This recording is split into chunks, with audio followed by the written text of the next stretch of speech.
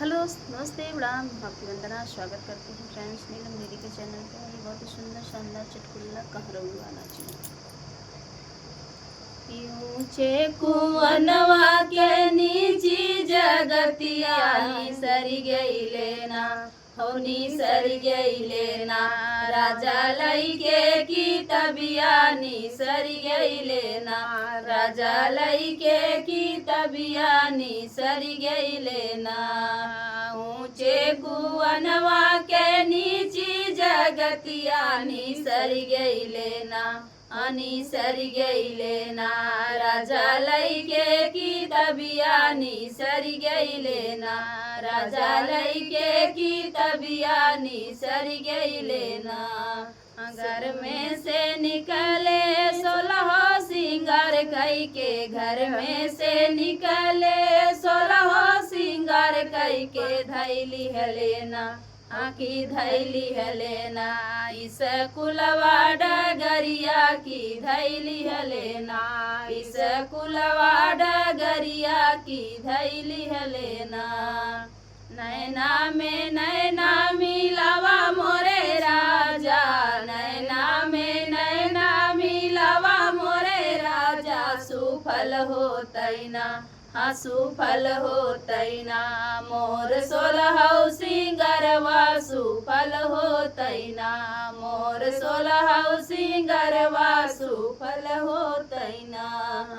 कैसे के नैना मिलाई मोरी रानी कैसे के नैना मिलाई मोरी रानी पढ़त बाटीना हाँ पढ़त बाटीना 10 लड़का के बिचवा पढ़त बाटीना 10 लड़का के बिचवा पढ़त बाटीना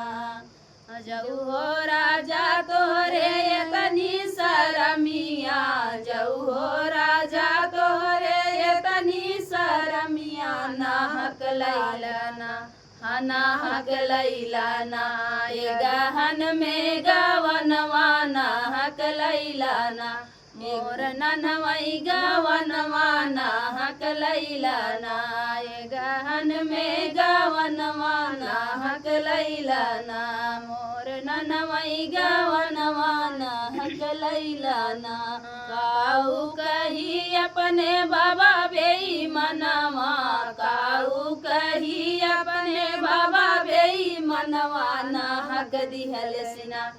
नाहक दिहल सिना गहन में गवनवा नाहक दिहल सिना मोर ननवई गवनवा नाहक दिहल सिना मोर ननवई गवनवा नाहक दिहल सिना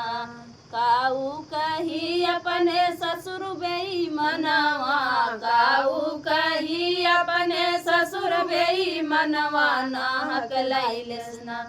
नाहक लैलसना मोर ननवई गवनवा नाहक लैलसना ये गहन में गवनवा नाहक लैलसना मोर ननवई गवनवा नाहक लैलसना।